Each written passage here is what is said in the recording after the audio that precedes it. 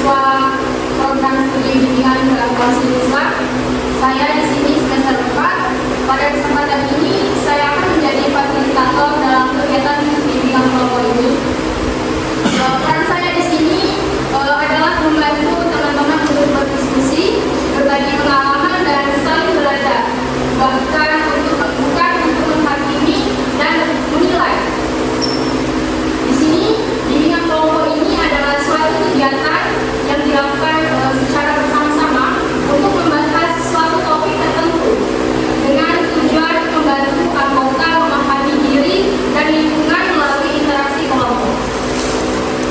Tujuan dari kegiatan kita hari ini adalah untuk memahami apa itu pelecehan, yang kedua mengetahui bentuknya, yang ketiga memahami dampaknya, mengetahui cara mencegahnya, dan yang terakhir itu menciptakan lingkungan kelompok yang aman dan saling menghargai.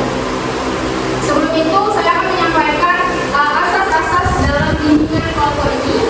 Ada beberapa asas yang perlu kita pegang pada kegiatan ini, yaitu yang pertama itu ada asas kerahasiaan, asas kesukarelaan, asas keterbukaan, dan asas saling menghargai. Yang mana artinya itu setiap apa yang dibicarakan pada kegiatan ini bersifat rahasia dan semua bebas berpendapat dan tanpa takut dihakimi satu sama lain. Kegiatan ini akan dilakukan dengan metode diskusi, tanya jawab, dan sedikit simulasi. Sekarang saya persilahkan teman-teman untuk memperkenalkan diri terlebih dahulu, sebutkan nama dan apa satu hal yang teman-teman sukai. Mulai dari sebelah kanan saya, boleh? Nama saya Lan, yang saya sukai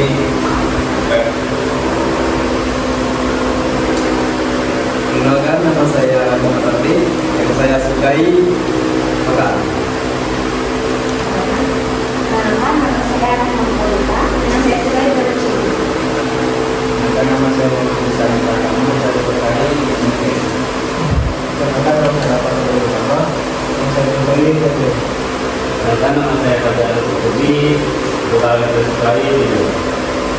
Oke teman-teman, di sini teman-teman sudah memperkenalkannya diri masing-masing. Kita sudah menjadi lebih kenal. Sebelum itu masuk ke inti, saya ingin bertanya nih kepada teman-teman, bagaimana perasaan teman-teman di saat berada di kelompok seperti ini? Contohnya itu seperti apakah teman-teman merasa tidak nyaman atau merasa malu atau canggung? Boleh dari sebelah kanan saya. sudah cukup, tapi itu panas. Karena ruangannya berarti. Maksud saya itu perasaan Mas itu seperti apa? Atau Mas merasa canggung dengan adanya bertemu orang-orang di kelompok ini, atau merasa malu? Biasa saja. Ya. Nanya? Saya sangat gembira bisa bertemu dengan orang-orang baru, sama belajar. Oke, baik sekali. Nanya? Saya sangat gembira dengan belajar. Saya gembira. Saya sangat menantang bisa berada di dalam kelompok yang kali dan juga untuk pertemuan pertama ini kita bisa mendapat senang mengenal. Oke, jawabannya itu biasanya kalau orang pertama kali bertemu itu biasanya masih merasa canggung, tetapi di sini teman-teman sudah merasa akarnya biasa saja dan mulai beradaptasi di adanya kelompok seperti ini. Sebelum itu, kita untuk mencairkan suasana untuk teman-teman di sini saya akan mengadakan ice breaking. Boleh teman-teman untuk berdiri?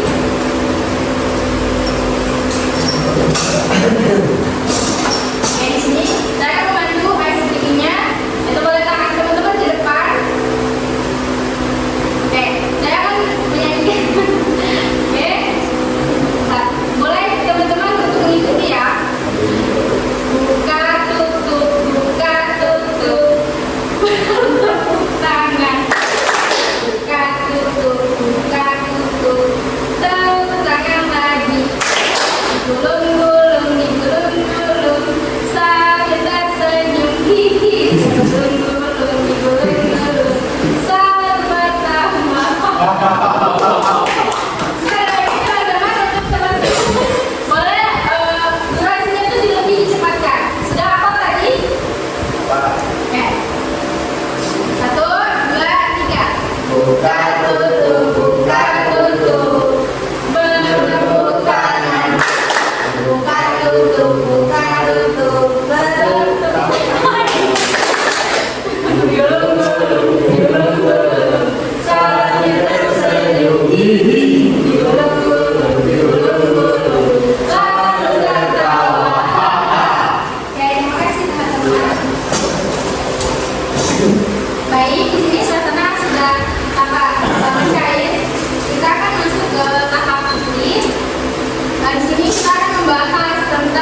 pencegahan pelecehan dalam kelompok dan lingkungan kampus. Saya ingin setiap anggota menyampaikan pendapatnya secara bergantian tentang apa sih yang teman-teman ketahui tentang pelecehan. Boleh dari sebelah kiri saya? Baik, untuk pengerjaan menurut saya, menurut yang seksual ada pengerjaan seksual sekali. Pelecehan seksual itu merupakan tindakan atau perilaku dan ucapan yang bernama seksual yang tidak disenangi oleh korban maupun berupa pelecehan seksual berupa verbal dan non verbal. Oke, maksudnya? Seksual itu menurut saya mereka tidak berbudi yang biasanya dilakukan oleh seorang laki-laki. Seksual kalau saya adalah tindakan atau perilaku yang tidak disenangi yang biasanya dilakukan oleh laki-laki. Menurut saya pelecehan itu tindakan yang melarang atau melarang keluar seks, dan itu pelakunya tidak selalu laki-laki. Menurut saya pelecehan seksual ini tindakan atau perilaku yang sangat keji yang saya dilakukan oleh orang-orang yang gimana, biasanya menggunakan narkoba dan pakaian dengan seksual. Kalau menurut saya pelecehan itu sebuah pelecehan potongan, itu bisa berdampak kepada orang itu bisa tahu begitu lah. Oke, dari pendapat teman-teman tadi kita bisa mengelompokkan apa itu pembahasan menjadi beberapa bagian, yaitu ada pengertian, bentuk, dampak, pencegahan, dan yang terakhir itu sikap yang harus dilakukan. Jadi pelecehan itu adalah suatu bentuk perilaku atau tindakan yang tidak diinginkan, yang dapat membuat seseorang itu merasa tidak nyaman, bahkan tersinggung, terhina, dan terancam.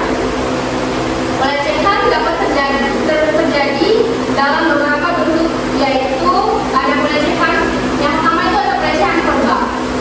Pelecehan yang dilalui melalui kata-kata, ucapan, atau komentar yang tidak pantas.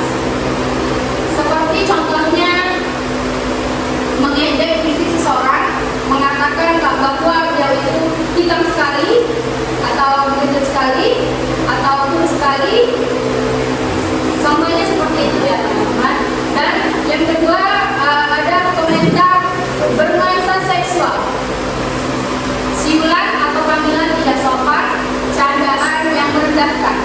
Di sini sebelum itu saya ingin bertanya kepada teman-teman, apakah teman-teman pernah melihat contoh langsung dari pelecehan verbal tersebut?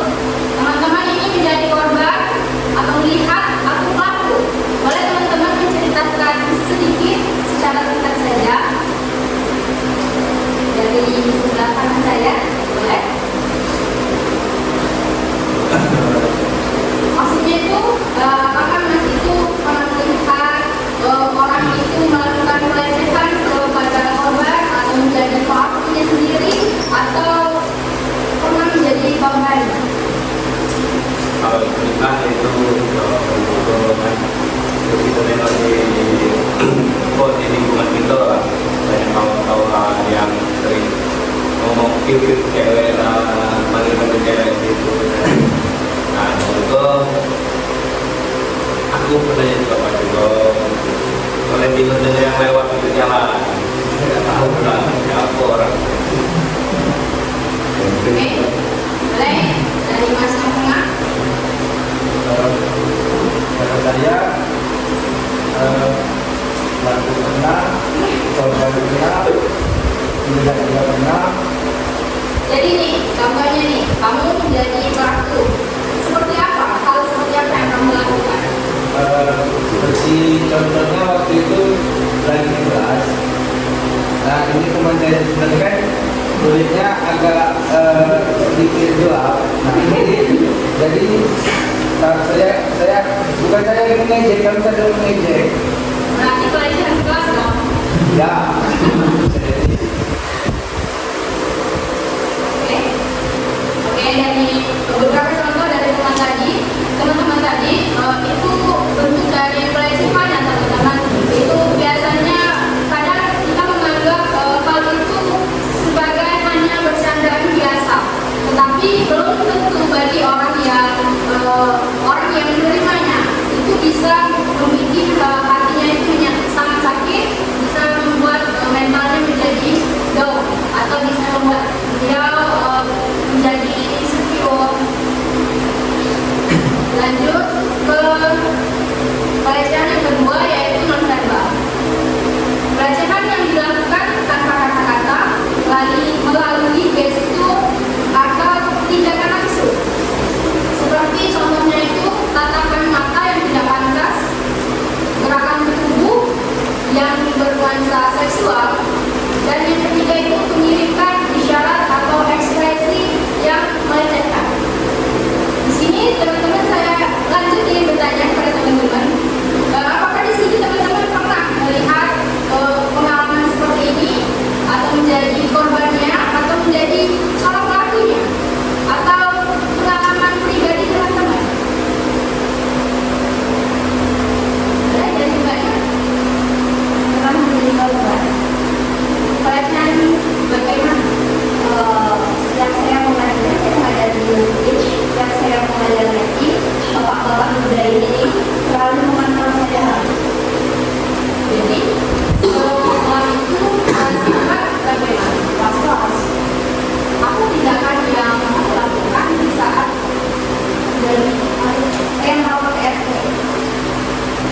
Oke, teman-teman, kalau kita mendapat atau menjadi korban pelecehan tersebut, kita bisa melaporkan orang yang melakukan pelecehan dengan kita, bisa kita menegur dengan tegas, dan juga kita bisa menghindar. Yang ketiga ada pelecehan fisik. Ini biasanya sudah pelecehan yang termasuk berat karena dia itu menyentuh tubuh kita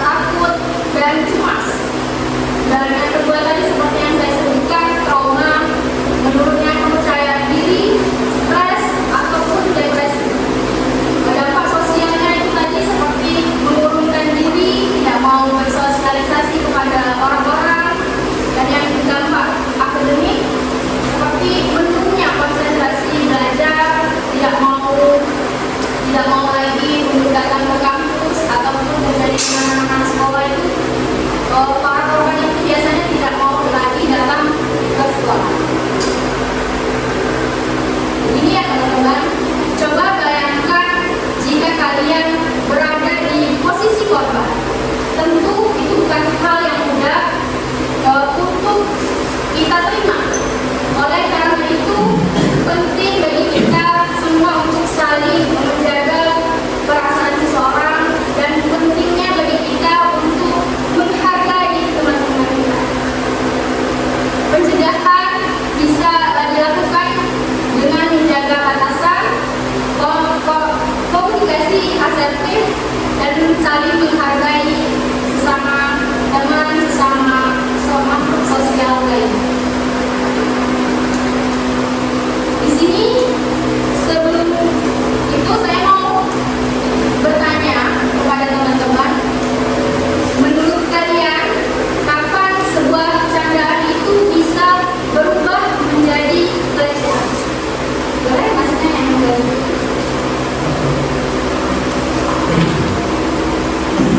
Misalkan nih, kita lagi bercanda seperti tadi, mengejek fisiknya, nih, itu kapan terjadinya pelecehan? Misalkan kamu lagi bercanda, nih, tapi kamu itu menganggap itu biasa saja, tapi oleh sang korban itu merasa itu pelecehan.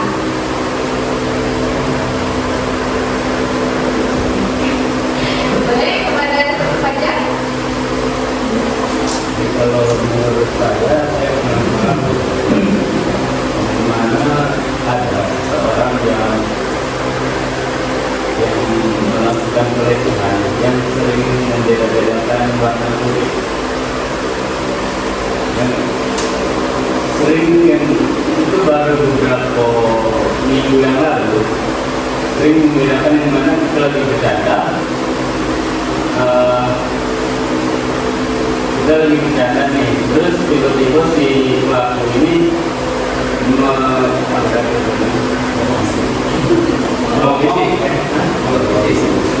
itu bukan langsung mikir, tapi membedakan. Jadi Ini langsung. Ya. Berarti menurut Fajar itu tersinggung. sedikit. Oke.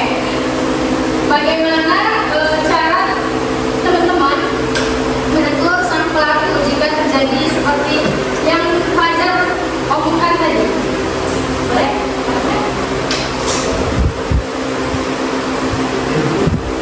Kan Fajar tadi bilang kalau menjadi korban bisa dicandakan teman, dibeda-bedakan kulitnya, ada yang hitam, ada yang lebih cerah, dibedakan langsung dengan tangannya.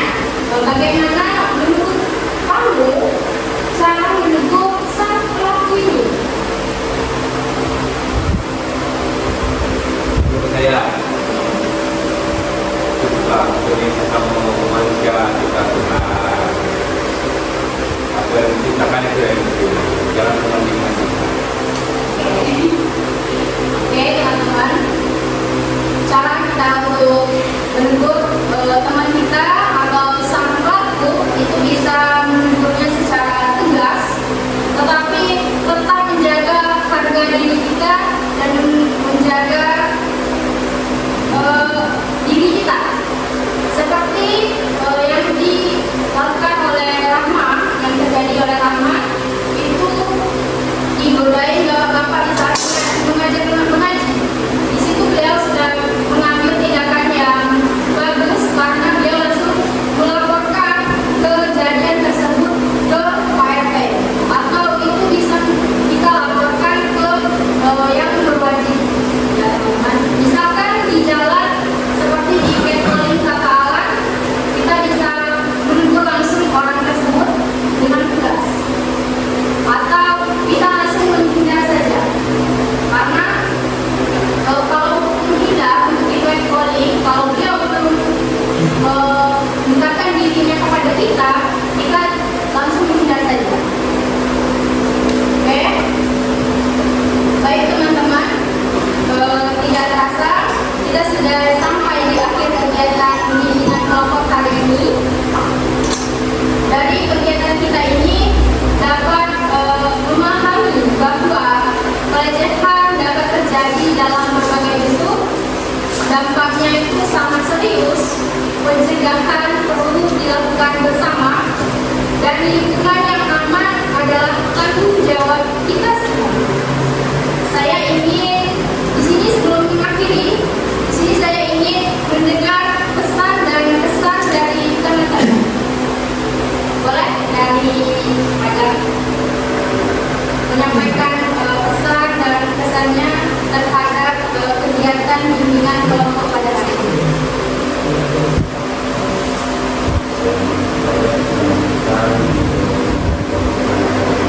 Saya sama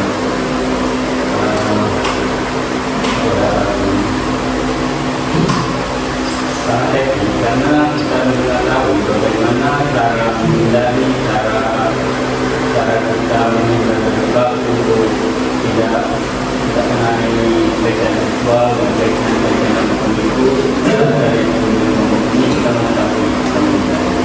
Oke, dari Masnya boleh sampaikan pesannya apa saja secara singkat-singkat ya. Oke, gimana Masnya? Saya stop menunjukkan pelecehan seksual karena nanti dampaknya kepada anak kita. Oke, nanti Mas stop juga harus menjadi pelaku pelecehan tersebut ya, walaupun hanya sekedar candaan saja. Ini Mbaknya, pesan saya memang dari pada diskusi yang ini sangat bagus dalam pernikahan dan saya semoga kedepannya kita dapat jadi kelompok pencegahan pelecehan. Oke. Saya sangat bagus karena menambah wawasan dan menambah rasa yang belum saya tahu ya. Dari Mas. saya mendengar ini karena di sini kita bisa menambahkan bahwa kita yang baru itu tahu, jadi tahu. Oke, jadi teman-teman kita simpulkan pelecehan itu banyak macamnya, bukan hanya pelecehan seksual tadi. Oke, ada pelecehan verbal, non-verbal, fisik, dan digital. Dan pelecehan seksual itu termasuk di pelecehan non-verbal tadi yang menyentuh. Saya berharap apa yang kita pelajari hari ini bisa diterapkan dalam kehidupan kita sehari-hari. Saya juga ada